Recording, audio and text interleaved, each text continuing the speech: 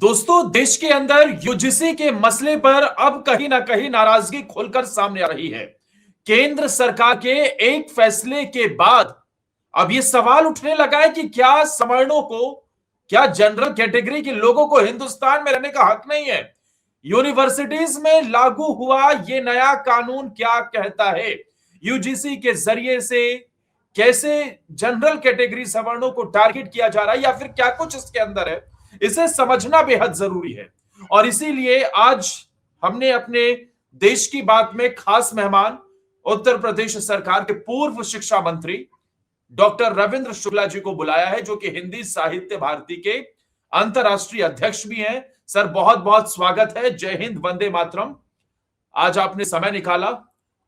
और रविंद्र सर, क्योंकि आप शिक्षा मंत्री भी रहे हैं और बात आज शिक्षा की ही है, जो फैसला हुआ है, यूजीसी की जो गाइडलाइन आई है, इसे आपने पढ़ा हो तो जरा बताइए हमारे दर्शकों को क्या कुछ इसके अंदर है और आपने इसे कैसे देखा। आदर्श जी, मैं वो शिक्षा मंत्री हूं जिसने उत्तर प्रदेश के विद्यालयों में वंदे मातरम गीत अनिवार्य किया था। आपने देखा होगा भी, राज्यसभा और लोकसभा में भी मेरा नाम कई लोगों ने लिया और मुझे उसी के कारण पद से हटना पड़ा था। परिणाम यह हुआ कि वर्षों तक वनवास हुआ भाजपा का, और मुझे लगता है इस समय भी जो चल रहा है, इतना बढ़िया भारतीय जनता पार्टी का चल रहा था, लेकिन पता नहीं किस कारण से, कौन से ग्रह नक्षत्र गड़बड़ हो रहे हैं कि कुछ निर्णय बहुत खराब हो रहे हैं। ये जो यूजीसी का ये गजट आया है, ये गजट में कुछ चीजें जो लोगों को नहीं पच रही हैं, उसमें उद्देश्य में जो लिखा हुआ है, उसमें लिखा है धर्म, नस्ल, जाति, लिंग, जन्मस्थान या दिव्यांगता के आधार पर, और इसके बाद जो जोड़ा गया, विशेष रूप से अनुसूचित जाति, अनुसूचित जनजाति, सामाजिक एवं शैक्षणिक रूप से पिछड़े वर्गों, आर्थिक रूप से कमजोर वर्गों, दिव्यांगजनों तथा इनमें से किसी के भी सदस्यों के विरुद्ध भेदभाव का उन्मूलन करना। अब एक प्रश्न उठता है जो सबके मन में जो दिक्कत है, वो सब तमाम लोगों से मेरी बात हुई, क्योंकि मैं हिंदी साहित्य भारती का अंतर्राष्ट्रीय अध्यक्ष हूं और विश्व के अंदर सारे प्रोफेसर्स बड़ी संख्या में हमसे जुड़े हैं जो यूनिवर्सिटीज में काम करते हैं। हमारा सबसे ज्यादा काम यूनिवर्सिटीज में। तो यूनिवर्सिटीज के प्रोफेसरों ने लगातार, जब से आया है, अनेक लोगों ने मुझसे वार्ता की।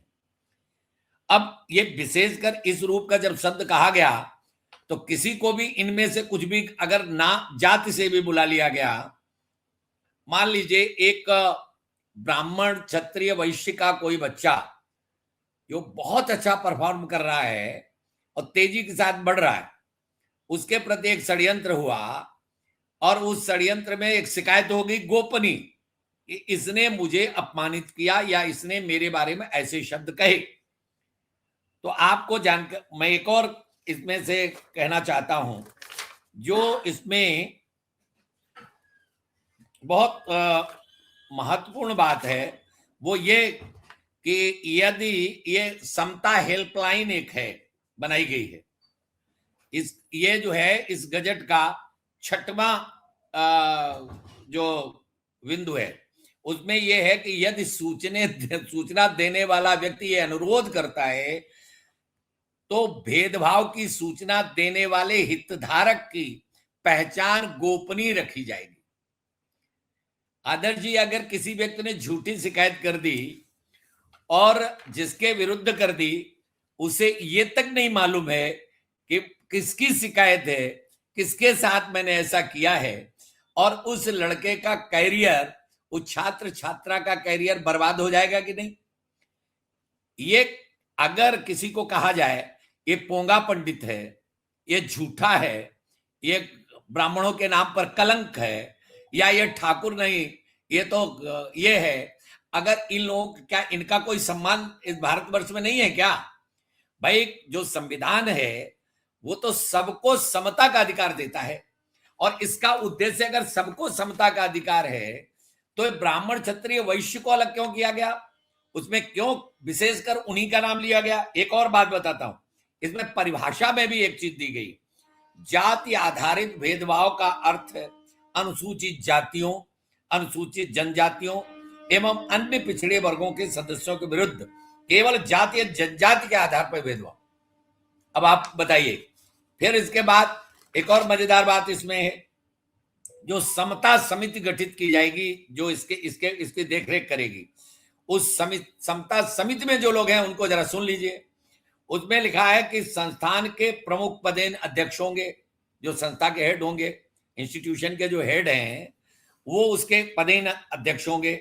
फिर शिक्षा संस्थान के 3 प्रोफेसर, वरिष्ठ संकाय सदस्य, उच्च शिक्षा संस्थान का 1 कर्मचारी जो शिक्षकेतर है, शिक्षक से अलग है, व्यवसायिक अनुभव रखने वाले नागरिक समाज के 2 प्रतिनिधि, 2 छात्र प्रतिनिधि जिनका नामांकन शैक्षणिक योग्यता, खेलों में उत्कृष्टता, सह पाठ्यक्रम गतिविधियों में प्रदर्शन के आधार पर किया जाएगा। लेकिन इसी के साथ जोड़ दिया गया कि समिति में अन्य पिछड़ा वर्ग, दिव्यांगजन, अनुसूचित जाति, अनुसूचित जनजाति और महिलाओं का प्रतिनिधित्व होना चाहिए। यह संख्या होती है, केवल जो रिजर्व कैटेगरी है उसकी संख्या 6 होती है। ये 10 की समिति है और 10 की समिति में 6 सदस्य वो हो गए जो ये आरक्षण वर्ग के हैं। अब बचे 4 में अगर इंस्टीट्यूशन का हेड भी उसी वर्ग का है और शिक्षणेतर कर्मचारी भी उसी वर्ग का है तो क्या होगा? अब सवाल ये उठता है कि किसी का भी करियर चौपट करने के लिए अगर झूठी शिकायत भी कर दी जाती है कि प्रतिस्पर्धा के आधार पर कि इसको नीचा दिखाना है, इसको आगे बढ़ने नहीं देना है, वो बड़ा होनहार छात्र देश का है, उसका तो जीवन चौपट हो जाएगा। तो क्या होगा मेरी अभी तक समझ में नहीं आया। मैं स्वयं 6 साल वकालत कर चुका हूं। इसको पढ़ने के बाद मैं आश्चर्य कर रहा हूं कि यदि ये सबके लिए अगर संविधान है, सबके लिए ये समता का कानून है, तो आखिर कौन सा अपराध कर दिया ब्राह्मणों ने, कौन सा अपराध कर दिया क्षत्रियों ने, कौन सा अपराध कर दिया है बनियों ने? क्या आप उनको अब मनुष्य भी नहीं मानने को तैयार? पहले जो परिवर्तन हुआ जब SC/ST एक्ट आया, मैं तो वकालत कर चुका हूं, जाने कितने लोग झूठे केस में जेल में गए। इसी केस में अनेक लोगों को केवल प्रतिस्पर्धा, गांव में तो चलती है, प्रधानी का चुनाव रहता है, कहीं कुछ रहता है, ऐसे ही विद्यालयों में चलती है, वहां भी चुनाव लड़ते हैं लोग। अब जिसे चुनाव नहीं लड़ने देना है उसी के खिलाफ शिकायत कर दी। अब गोपनीय रहने वाला है, जिसने शिकायत की उसका नाम तक आप नहीं जान पाएंगे, किसने शिकायत की, बस आपने कर दिया। अब पता चला उसको अपराध भी नहीं बताया जाएगा, ये कहा जाएगा कि अगले किसी को आपने ऐसा किया, वो कौन है, किसने शिकायत की है, ये गोपनीय रखा जाएगा। ये जो गजट है ये कह रहा है। अब आप कल्पना करिए कि अन्याय है कि नहीं है। पहले से आरक्षण का दंश सारे लोग झेल रहे हैं। मैं चूंकि मेरा तो नारा है मानव बन जाए जग सारा, यह पावन संकल्प हमारा। दूसरा, मैं सभी दर्शकों को बताना चाहता हूं, मैं वो व्यक्ति हूं जो सिद्धांतों के लिए हमेशा जिया है और सिद्धांतों के लिए मरा है। आप 2014 में एक पुस्तक हमारी आई, वर्ण व्यवस्था की मौलिक अवधारणा और विकृति। उस किताब को लोकहित प्रकाशन लखनऊ ने छापा है। उसके अनेक भाषाओं में अनुवाद हो गया है। उसको अंग्रेजी में भी अनुवाद है, उसका हिंदी में तो छपी थी, संस्कृत में, आपके मराठी में और तेलुगु में, सब में उसका अनुवाद हो चुका है। उस पुस्तक को पढ़ने के बाद मेरे विचार लोग जान पाएंगे। मैं जातियों में विश्वास नहीं करता। मैं तो कहता हूं जाति पात की जब तक विदाई नहीं होगी, हिंदू समाज, सनातन समाज, भारत ये सुरक्षित नहीं है। और जातिवाद की विदाई ऐसे तो होने वाली नहीं है। ये तो सरकारी अगर प्रश्रय देगी जातिवाद को तो कैसे काम चलेगा? यद्यपि उनके कारण ही बहुत सारी चीजें हैं। जैसे अगर लोगों के अंदर कोई वितृष्णा है, कोई क्रोध है, तो वो आरक्षण के कारण है। चलो वो चल रहा है, बहुत दिन से एक्सेप्ट कर लिया गया, चल रहा है। अब 80 नंबर पाने वाला व्यक्ति वो चीज प्राप्त नहीं कर पाता, 20 वाला प्राप्त कर लेता है, तो स्वाभाविक उसके अंदर कुंठा होगी। कई लोगों ने आत्महत्या कर ली है इसके कारण। तो वो कुंठा लोगों को समझ में नहीं आती। चलो कोई बात नहीं, वो चल रहा था। अब उसमें भी लोग कहते हैं ना कि जले पर नमक छिड़कना, ये ठीक नहीं है। एक तो कोड़ ऊपर पे खाजौर हो जाए तो ये अच्छी चीज नहीं है ना, मुझे नहीं लगता। मैं ये मानता हूं कि भारतीय जनता पार्टी की सरकार का इस देश के लिए नितांत आवश्यकता है, उसकी आवश्यकता उसकी सरकार की। लेकिन ये जो निर्णय होंगे इस तरह के, ये निर्णय किसी भी तरह से लोगों को स्वीकार्य नहीं है। जबरदस्त आक्रोश है इसके पीछे। इसकी समीक्षा होनी चाहिए और समीक्षा होने के बाद ये इसमें से सबके लिए बनाओ, कोई भी व्यक्ति। और इसमें गोपनीय क्या रखना? आप बताइए, कोर्ट में कोई केस जाए और कोर्ट में केस जाने के बाद अगर सामने कोई तर्क देने वाला नहीं है और एक व्यक्ति जाके अपराधी के उसमें खड़ा किया जाए और कहा तुमने अपराध किया है, हम एक व्यक्ति को आपने ऐसा ऐसा किया है, आपको ये सजा दी जाती है, उसमें कोई ना अपील, ना वकील, ना दलील, कुछ भी नहीं है। ये जो स्थिति है ये ठीक नहीं है, इसको बदलना चाहिए। इसी तरह एक नहीं अनेक ऐसे काम हैं जो गलत हो रहे हैं। जी, आपका कोई प्रश्न? नहीं सर, सरकार तो आपकी है ना, आखिर इसकी जरूरत क्या पड़ी है? हम कोई जनरल कैटेगरी में सवर्णों में आकर, स्वर्णों में पैदा होकर कोई हम आतंकवादी थोड़ी है ना सर। भारत में रहने का हमारा भी हक है ना भाई। हम 90% लेकर आए 12वीं क्लास में और हमें दिल्ली यूनिवर्सिटी का एक कॉलेज नहीं मिला, और हमारे साथी लोग 40% के साथ दिल्ली के टॉप कॉलेज में पढ़ रहे हैं। भाई भेदभाव रोकने के लिए भेदभाव बढ़ाया जा रहा है ना। ये इन सब चीजों की क्या जरूरत है सरकार को? क्या ये बीजेपी मानकर चल रही है कि उनका जो जनरल कैटेगरी का है, सवर्ण है, ब्राह्मण है, बनिया है, ये तो कहीं खिसकने वाले नहीं, ये तो हमारे वोटर ही हैं। भैया दलितों को टारगेट कर लो या फिर और वोटर्स को टारगेट कर लो तो जिंदगी भर सत्ता में रहेंगे। मकसद क्या था सर इसे लाने का? देखिए, आपने एक बात कही, मेरी सरकार, निश्चित मेरी सरकार है। मैं चाहता भी हूं कि ये सरकार कभी नहीं जाए, क्योंकि ये सरकार जाएगी तो इस देश के अंदर जो होगा उसकी कल्पना कोई नहीं कर सकता। लेकिन सरकार को भी ये ध्यान देना होगा कि सभी को एक साथ लेके चलो ना। सबका साथ सबका विकास की बात हो रही है, और सबका साथ सबका विकास में इसमें क्या ये ब्राह्मण, बनिया और ठाकुर ये इसमें नहीं आते हैं क्या? ये भी तो आते हैं इसमें, सबके साथ में तो वो भी है। और शायद जितना थोक वोटर बीजेपी का ये तीनों वर्ग हैं उतना कोई नहीं है। मैं कहता हूं सबको लो। हम तो नारा लगाए हैं, मानव बन जाए जग सारा, ये पावन संकल्प हमारा। लेकिन मानव बन जाए जग सारा कैसे बनेगा? तो आपको सनातन धर्म की भावनाओं के अनुरूप जाना पड़ेगा, और सनातन धर्म का अनुरूप है सियाराम में सब जग जानी, ईसावासिमिदम सर्वम। लेकिन ध्यान ये रहे कि ऐसी गलती मत हो कि हम अपराध कर रहे हैं, कि हम जो है आपको सहयोग कर रहे हैं तो अपराधी हो गए। मैं स्वयं वंदे मातरम पर अलग होकर के इतने दिन पड़ा हुआ हूं बाहर, हमें कोई गम नहीं है उसका।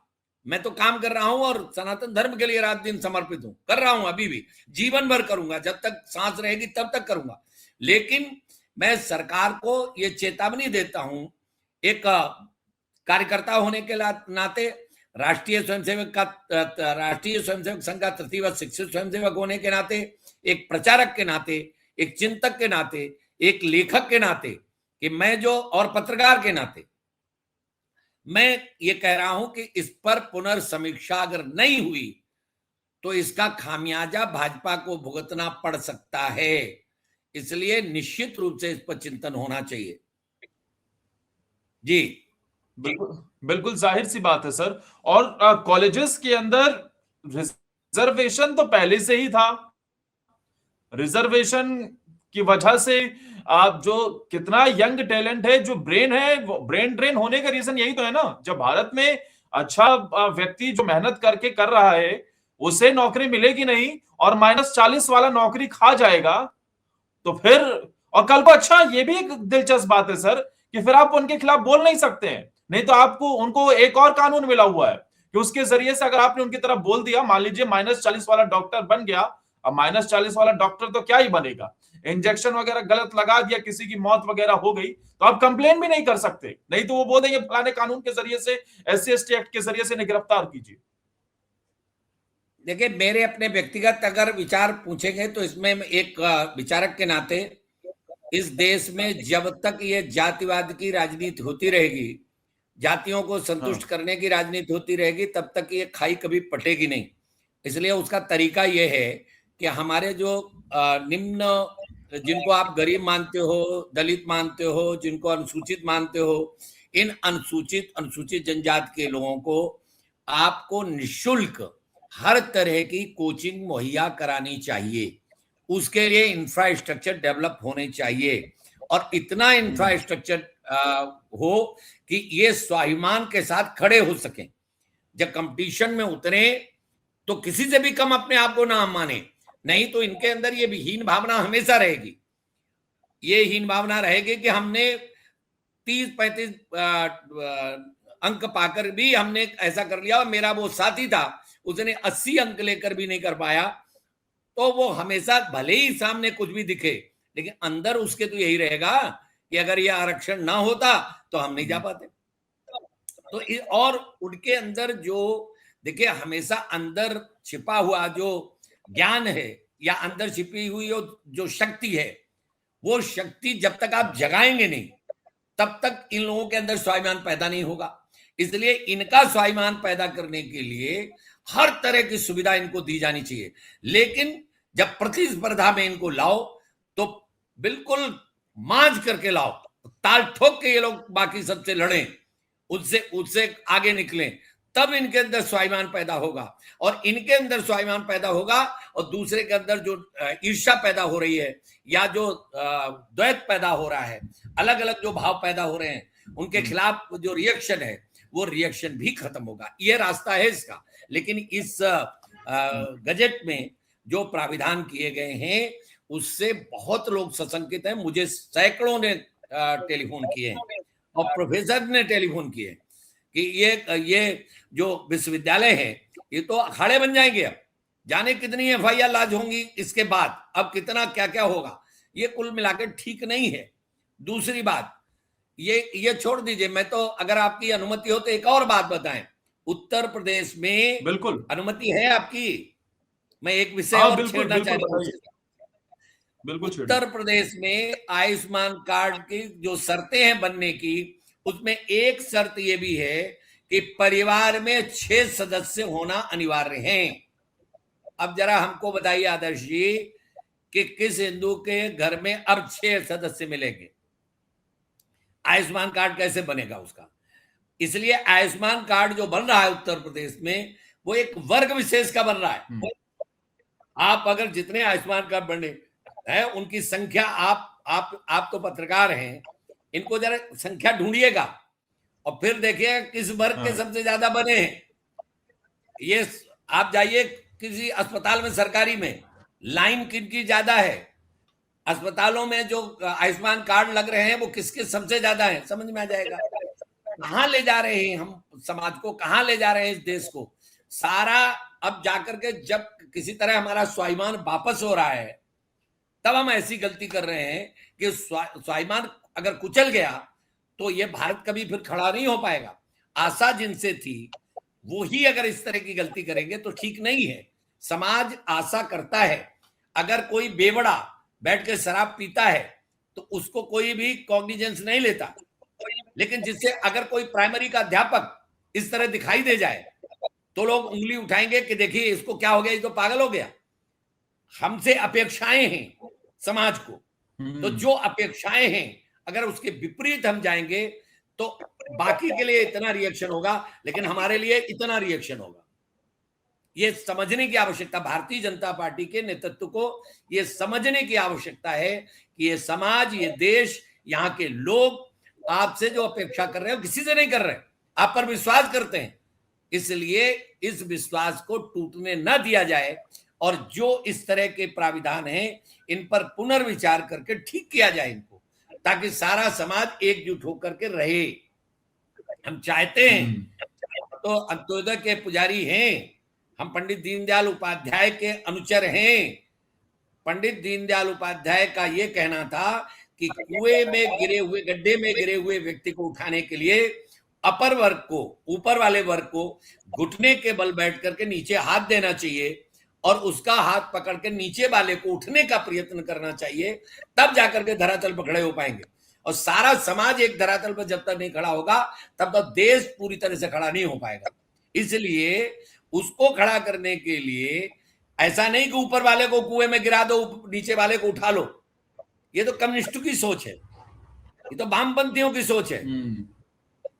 पूंजीवाद को समाप्त करके सरबारा वर्ग का शासन, यही तो है ना। शोषण का तो अंत नहीं हुआ। तो कुल मिलाकर के हम अंत्योदय के पुजारी हैं, हम उसमें पूरा विश्वास करते हैं। मेरा निवेदन है ऐसे कोई भी प्राविधान न बनाए जाएं जो संविधान के भावना के भी विपरीत हों, और लोगों की जन भावना भी उससे अगर कुंठित होती है तो ठीक बात नहीं होगी। ये मैं स्पष्ट शब्दों में कहना चाहता हूं। और मेरा निवेदन है, मैं स्वयं भारतीय जनता पार्टी का समर्पित कार्यकर्ता हूं, मैं संघ का कार्यकर्ता हूं, विचार का कार्यकर्ता हूं। हमारा गीत है, कोई चलता पद चिन्हों पर, कोई पद चिन्ह बनाता है, पद चिन्ह बनाने वाला ही दुनिया में पूजा जाता है। मैं तो इमरजेंसी में जेल में रहा हूं, लोकतंत्र सेनानी हूं। राम मंदिर आंदोलन में एनएसए में मुलायम सिंह ने बंद किया, कई बार जेल गया मैं। लोकतांत्रिक जो लोकतंत्र के लिए जो आंदोलन था जयप्रकाश नारायण का, उसमें मैं जेल में रहा हूं। इमरजेंसी में तो रहा ही हूं, इससे पहले 2 बार जेल गया हूं छात्र नेता के रूप में, अनेक बार जेल गया हूं। नहीं तो सर, इसीलिए तो उम्मीद भी तो आप ही लोगों से की जाती है ना। अब टोपी पहनने वाले राहुल गांधी से तो उम्मीद होगी नहीं, ना ही मस्जिद जाने वाले, मस्जिद में मीटिंग लेने वाले अखिलेश यादव से भी उम्मीद नहीं होगी। उम्मीद तो मोदी जी या योगी जी से ही होगी ना। बिल्कुल उन्हीं से उम्मीद है, इसीलिए तो कह रहा हूं। इसीलिए बहुत ही माने मैं आत्मीय भाव से ये बात कह रहा हूं, बचा लो, क्योंकि हम लोगों की जिंदगियां लगी हैं। मैं इतने साल का हो गया हूं और मेरा पूरा जीवन 15 वर्ष की आयु से लेकर आज तक इसी विचारधारा के लिए मैंने अपना जीवन समर्पित किया। वंदे मातरम का जब प्रकरण आया, मैंने जारी किया तो मुझसे केवल इतना ही कहा गया था, इसको बैक डेट में विड्रा कर लो। मैंने नहीं किया, उसकी सजा भोग रहा हूं। लेकिन मुझे इसलिए ग्लानि नहीं है बिल्कुल कि मैंने वो काम किया है जो एक सिद्धांतवादी को करना चाहिए, मैंने वो काम किया, इसलिए मुझे कोई गम भी नहीं है। अब मुझे ये बताइए सर, अगर एक यूनिवर्सिटी के अंदर एक मान लीजिए कि एक लड़का है जो कि खूब मेहनत कर रहा है, अगले दिन एग्जाम है, पढ़ाई कर रहे हैं दोनों लोग, और एक दलित छात्र को या फिर अन्य किसी कैटेगरी के व्यक्ति को पता है कि फलाना व्यक्ति मेरे से ज्यादा नंबर ले आएगा, ईर्ष्या का भाव नो डाउट ये कहीं ना कहीं होता ही है, कंपटीशन इसे ही कहते हैं, और उसे पता है कि ये व्यक्ति तो मेरे से ज्यादा नंबर ले आएगा, ये टॉपर बन जाएगा, लेकिन टॉपर तो मुझे बनना है। और वो एक फोन कर दे उस हेल्पलाइन नंबर पर, ना उससे नाम पूछा जाएगा, ना उसकी कोई जानकारी होगी, और उसके ऊपर लगा दे कि भैया फलाने ने ये मुझे कह दिया, तो उसका क्या, उसका तो करियर तबाह हो जाएगा सर, उसे तो एग्जाम में बैठने नहीं दिया जाएगा। लेकिन जिस तरह की व्यवस्था है वो एग्जाम में बैठने के तो बाधित नहीं होगा। लेकिन आप एक बात बताइए, हम चुनाव लड़ना चाहते हैं, माने हम विद्यार्थी हैं, हम चुनाव लड़ना चाहते हैं, हमें चुनाव से रोकना है, इसका उपयोग होगा कि नहीं, दुरुपयोग होगा कि नहीं होगा। जैसे गांव में प्रधानी न लड़ पाए, इसके लिए एफआईआर लॉन्च करा दी जाती, जेल जाएगा, अपने आप ठीक हो जाएगा। तो ये जो स्थिति है वो ठीक नहीं है। कुल मिलाकर के इसके रिपरकेशंस बहुत बुरे होने वाले हैं। ये यूनिवर्सिटीज का जो कैंपस है या महाविद्यालयों का कैंपस है, ये सब जो है वो अखाड़ा बन जाएगा, अखाड़ा।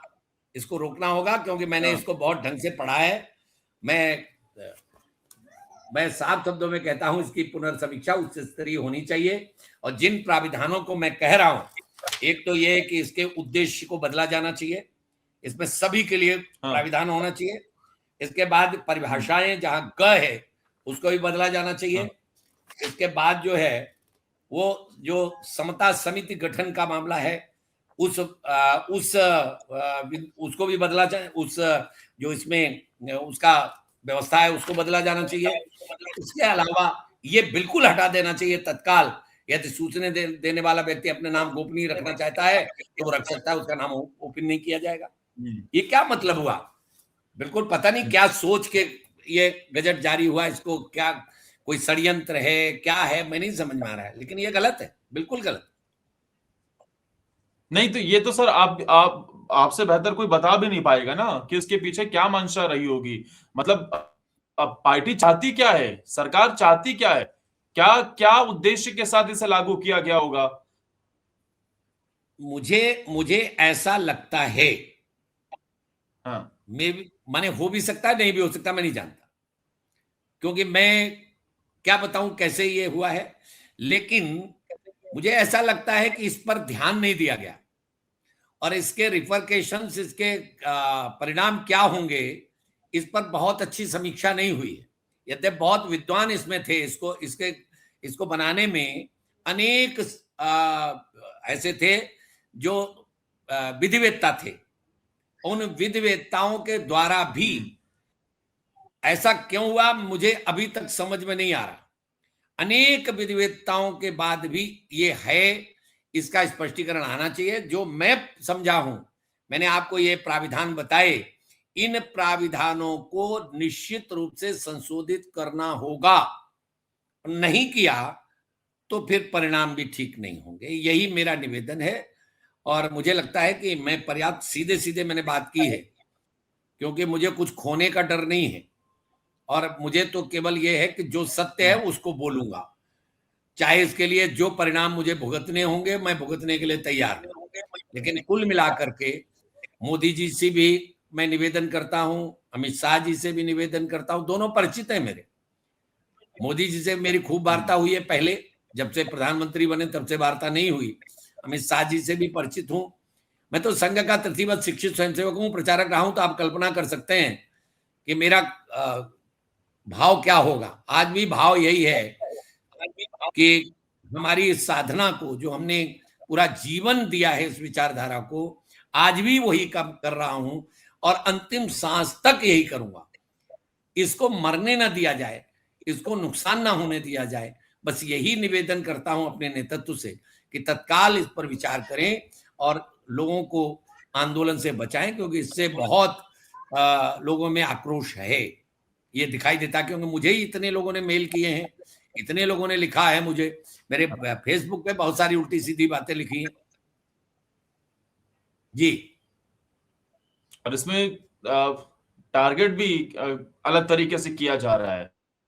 वैसे लोग तो चुप हैं इसमें, जिनका ये एजेंडा नहीं है। जो एजेंडाधारी लोग हैं ना, जो अपना प्रोपेगेंडा चलाते हैं, उनकी तो जुबानें सिल गई हैं, और जो बोल रहे हैं उन्हें भी भर भर कर दूसरा पक्ष कहीं ना कहीं टारगेट करने की कोशिश कर रहा है। खैर सर, मुझे ये बताइए जरा, अब तो युवाओं में गुस्सा है इसे लेकर। अब देश भर में आगे आने वाले दिनों में क्या इसे लेकर कुछ बड़े प्रदर्शन भी देखने को मिल सकते हैं? जिस तरीके का आक्रोश सोशल मीडिया पर दिखाई दे रहा है, वो सड़कों पर भी आते हुए दिखाई दे सकता है। देखिए, मैं ज्योतिषी नहीं हूं, लेकिन समाज विज्ञान का जरूर कुछ जानकार हूं, क्योंकि पूरा जीवन हो गया है समाज में काम करते हुए। मैंने कहा ना, 15 साल से लगातार मैं समाज में ही काम कर रहा हूं और लगभग पूर्णकालिक हूं। लगभग मैं पूरे समय यही काम करता हूं, तो मैं कह सकता हूं आक्रोश बहुत है। और ये आक्रोश कहीं लपटों में तब्दील ना हो जाए, ये तो चिंता करनी पड़ेगी। मुझे लग रहा है कुछ तो भी, और इसको लोग हवा देंगे, और ज्यादा हवा देंगे। लोग चिढ़ा रहे हैं, बहुत सारे लोग हमें लिख रहे हैं और कर लो और कर लो और कर लो। तो अब चूंकि ये तो नहीं कह सकते जातिवाद इस देश में चल नहीं रहा है, कहेंगे ये जातियों के नहीं चलना चाहिए, लेकिन चलता है। टिकट में भी चलता है, बाकी सब में भी चलता है, सब में चल रहा है। और हर पार्टी इस पर ध्यान देती है कि वोटर कैसा है, ये कैसा है, वो कैसा है। हम राष्ट्रवाद से चले थे और कहां जा रहे हैं मुझे समझ में नहीं आता। मैं तो चिंतित हूं बहुत। भगवान करे कि सबको सद्बुद्धि मिले और सनातन को नुकसान ना हो किसी तरह, भारत को नुकसान ना हो किसी तरह, क्योंकि बाकी सब तो बेच खाएंगे। जो स्थितियां हैं वो क्या हैं आप देख रहे हो, उसमें छिपा नहीं है कुछ। समाज उससे बहुत दुखी है और आपके साथ खड़ा है। जब आपके साथ खड़ा है तो आपको उसकी समाज की चिंता करनी पड़ेगी। एक एक व्यक्ति पूरी तरह समर्पित है।